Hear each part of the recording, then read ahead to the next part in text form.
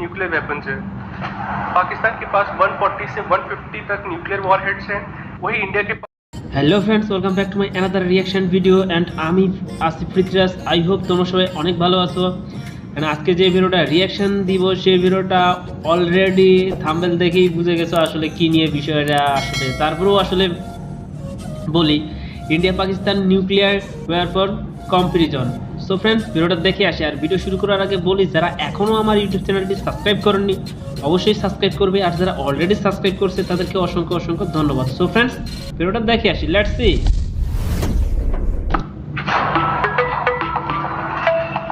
Support point. Hello दोस्तों, स्वागत है आप सबका सपोर्ट पॉइंट पर। पिछले कुछ दिनों से न्यूक्लियर वॉर, न्यूक्लियर वेपन की चर्चा काफी तेज हो गई है। हालांकि पहले भी पाकिस्तान की तरफ से न्यूक्लियर वेपन की बातें होती रहती थी, बट अब ये बातें ज्यादा खुलकर हो रही हैं। पिछले कुछ दिनों से पाकिस्तान के prime minister openly nuclear bombs की बातें कर रहे हैं। तो याद रखें कि न्यूक्लियर हथियार हैं दोनों मुल्कों के पास। दुनिया को यह पता चलना चाहिए कि जब दो वो मुल्क जिनके पास न्यूक्लियर वेपन्स हो, तो जब वो इस तरह आमना सामना करते हैं, सिर्फ बर्रे सगीर को नुकसान नहीं होगा, दुनिया को नुकसान होगा। यस। रिसेंटली 30 अगस्त को पाकिस्तान आवर में पाकिस्तान के तमाम बड़े पॉलिटिशियंस ने बहुत एग्रेसिवली न्यूक्लियर वॉर की बातें लाखों लोगों के सामने की। दोस्तों, न्यूक्लियर वॉर के रिपरकशन पूरी दुनिया को पता है, एंड पॉलिटिशियंस के ऐसे स्टेटमेंट्स सिर्फ गवर्नमेंट पर पब्लिक प्रेशर को कम करने के लिए दिए जाते हैं। तो मैं नरेंद्र मोदी को साफ बताना चाहता हूं कि आपकी ईंट का जवाब हम पत्थर से देंगे, पत्थर से देंगे। या हमारी फौज तैयार है। अगर इंडिया एंड पाकिस्तान को कंपेयर करें तो जहां इंडिया की कन्वेंशनल आर्म फोर्स पाकिस्तान के मुकाबले बहुत बहुत बहुत ज्यादा स्ट्रांग है, बट दोनों कंट्रीज के पास कंपेरेबल न्यूक्लियर वेपन्स है। पाकिस्तान के पास 140 से 150 तक न्यूक्लियर वॉरहेड्स हैं, वही इंडिया के पास 130 से 140 वॉरहेड्स हैं। किसके पास ज्यादा पावरफुल वेपन्स हैं ये हम आगे जानेंगे, बट दोनों कंट्रीज के पास ऐसे वेपन्स हैं जिनकी रीच एंड टू एंड तक है, यानी दोनों कंट्रीज एक दूसरे को भारी नुकसान पहुंचाने में कैपेबल है। किसका नुकसान ज्यादा होगा, किसका कम होगा, ये बात की बात है। बात करते हैं न्यूक्लियर वेपन्स को कैरी करने वाले मिसाइल्स की। पाकिस्तान के पास बाबर, हाथ, गौरी जैसी मिसाइल्स हैं जिनकी मैक्सिमम रेंज है 150 से लेकर 1700 किलोमीटर तक।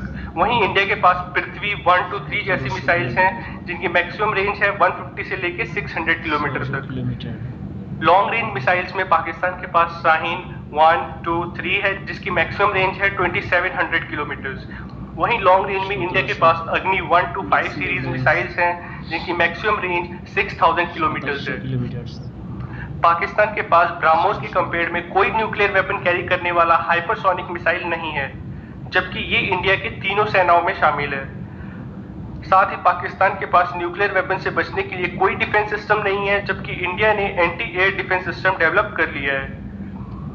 पाकिस्तान को न्यूक्लियर वेपन्स चाइना और कोरिया से मिले हैं, जबकि इंडिया ने इसे खुद डेवलप किया है।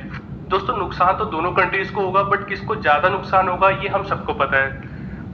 इसीलिए जैसे इन पॉलिटिशियंस ने अपने वोट बैंक बनाने के लिए कश्मीर इशू को लेकर आम जनता को इतना इमोशनल कर दिया है कि अब पब्लिक उसी को बड़ा पॉलिटिशियन मानती है जो सिर्फ कश्मीर पर बात करे। आज मैं आप सबको यह बता दूं कि अगर हमारे कश्मीरी मुसलमान ना होते तो सारी दुनिया ने शोर मचा दिया था, सारी दुनिया ने कश्मीरियों के साथ खड़े हो जाना चाहिए था। मैं इंशाअल्लाह जब मैंने ये कहा कि मैं कश्मीर का सफीर बनूंगा, तो ये मेरा वादा है कि जब तक कश्मीर आजाद नहीं होता हर फोरम पे मैं कश्मीर की जंग लड़ूंगा।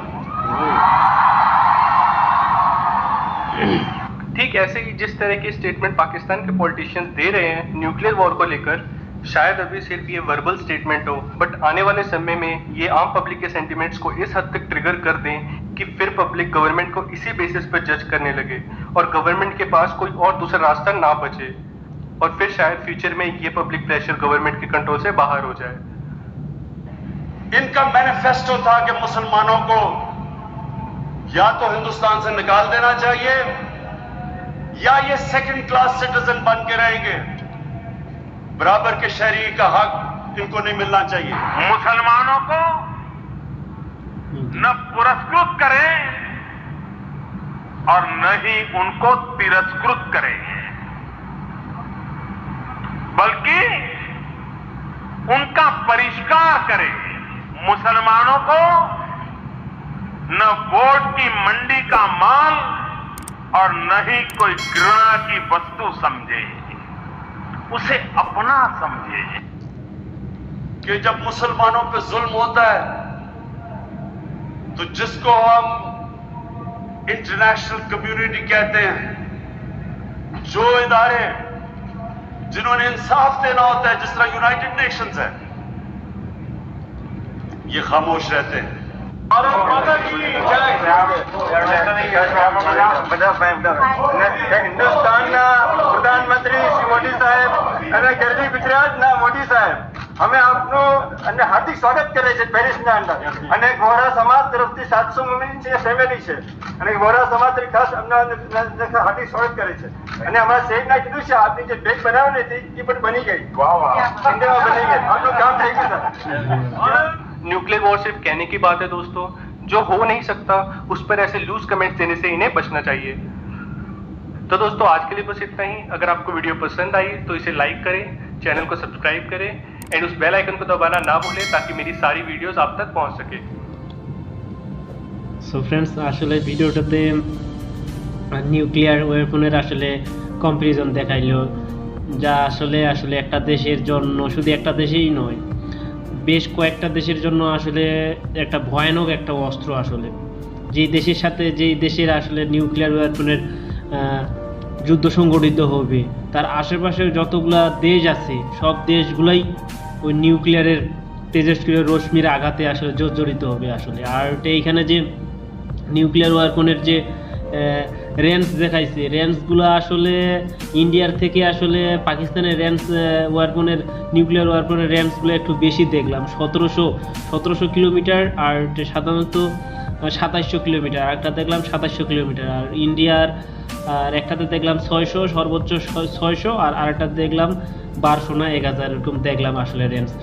আসলে এত যে রেঞ্জ আসলে 1700, 2700 রেঞ্জ কিলোমিটার, এতগুলা রেঞ্জের আসলে একটা দেশের জন্য আসলে খুবই বিপজ্জনক। আর সাধারণত একটা দেশ আরেকটা দেশের সাথে যুদ্ধ সংঘটিত হলে আসলে সহজেই আসলে নিউক্লিয়ার আসলে ওয়েপন আসলে কখনোই আসলে যুদ্ধে সংঘটিত হয় না। আসলে আমার জানা মতে নিউক্লিয়ার ওয়েপনটা আসলে এখন পর্যন্ত যুদ্ধক্ষেত্রে আসলে ব্যবহার হয়েছে কি হয় নাই সেটা আসলে আমার এখনও জানা নাই। আমার ধারণার বাইরে আসলে শুধু জানি যে প্রত্যেকটা দেশেই কম বেশি অস্ত্রশস্ত্র রাখে, নিউক্লিয়ার ওয়েপন, তারপর আরও ট্যাঙ্ক, যুদ্ধ বিমান, আসলে বিভিন্ন রকম তো অস্ত্রশস্ত্র রাখে, বাট ওসব নিয়েও আসলে যুদ্ধ করে, কিন্তু বাট আমি নিউক্লিয়ার ওয়েপন যে কখনো ব্যবহার করছে যুদ্ধক্ষেত্রে এটা এখনও আমি শুনি নাই। আপনারা যদি শুনে থাকেন অবশ্যই কমেন্টে কিন্তু লিখে জানাবেন যে কোন যুদ্ধে আসলে নিউক্লিয়ার ওয়েপন ব্যবহার করা হয়েছে কি হয়নি। আর সাধারণত ইন্ডিয়া পাকিস্তানের যেটা কম্পারিজন করলো আসলে, আর কিছু কিছু বক্তব্য আসলে নরেন্দ্র মোদী এবং ইমরান খান আসলে দিছে। আসলে ইমরান খান বলল আসলে ইটের আঘাত পাথর সে দিয়ে দিবে। আসলে এটা বলাটা আসলে বলা সহজ, আসলে করাটা আসলে খুবই কঠিন আসলে। আর ইন্ডিয়ার যে এখন পরিস্থিতি, ইন্ডিয়ার অস্ত্র শস্ত্র, তারপর জিডিপি, আর ইন্ডিয়ার সাথে আসলে কম্পারিজন করাটা আসলে পাকিস্তানের ক্ষেত্রে অনেকটাই আসলে আলাদা দিক, আসলে উল্টো দিক আসলে। সো ফ্রেন্ডস, ভিডিওটা তোমাদের কীরকম লাগলো অবশ্যই কমেন্টে জানাবে, আর ভালো লাগলে লাইক কমেন্ট শেয়ার করবে। আর অনুরোধ, যারা এখনও আমার ইউটিউব চ্যানেলটি সাবস্ক্রাইব করেনি অবশ্যই সাবস্ক্রাইব করবে, আর যারা অলরেডি সাবস্ক্রাইব করছে তাদেরকে অসংখ্য অসংখ্য ধন্যবাদ। So friends, good bye.